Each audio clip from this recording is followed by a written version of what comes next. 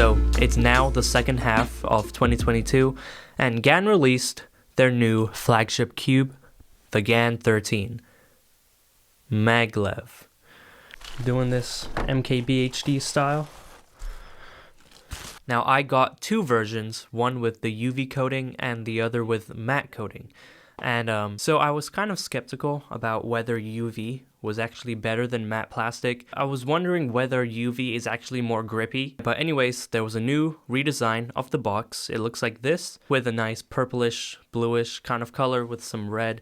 And when you open the box, there's the cube, which is enclosed in a case.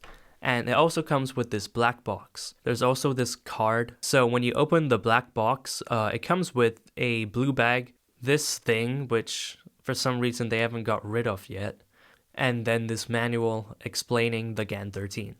Now there was a new redesign of the case. It features magnets, which keeps the case closed, and inside there's actually a place where you can put the tensioning tool, which is pretty neat. But yeah, so first I unboxed the UV version, and you may know that GAN's UV coating is a shiny plastic that they put in the exterior of the cube, and it may have an effect on the grip, but we'll talk about the grip in a bit.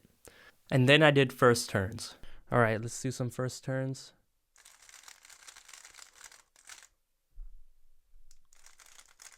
Okay.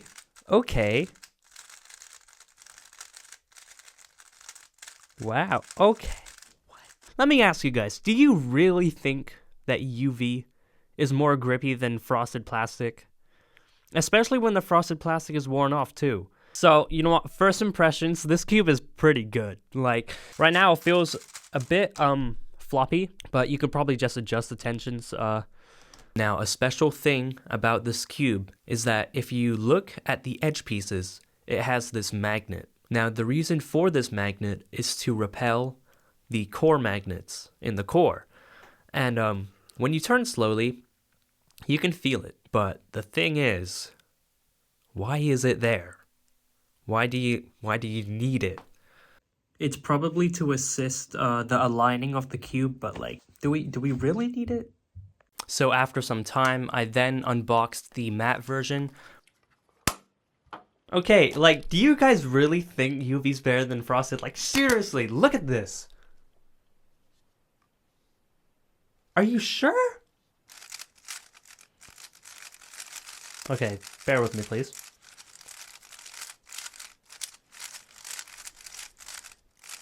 We'll go over more of the stuff in this cube and like how it's customized later in this video, so yeah. But first, here's some solves.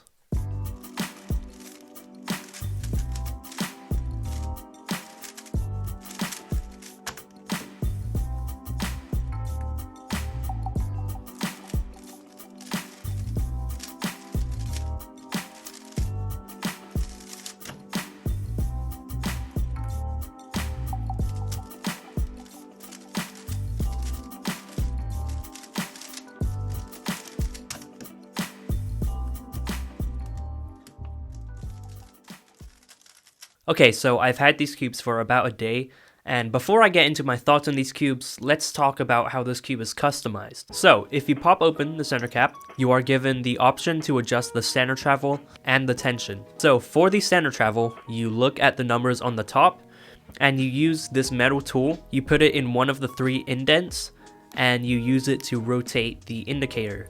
Now, to indicate what number it's on, you look at the indents, and whatever number it's close to is the number it's indicating. Next is tension, which you also use the metal tool for. You fit the tool inside one of the gaps and you use it to rotate the nut.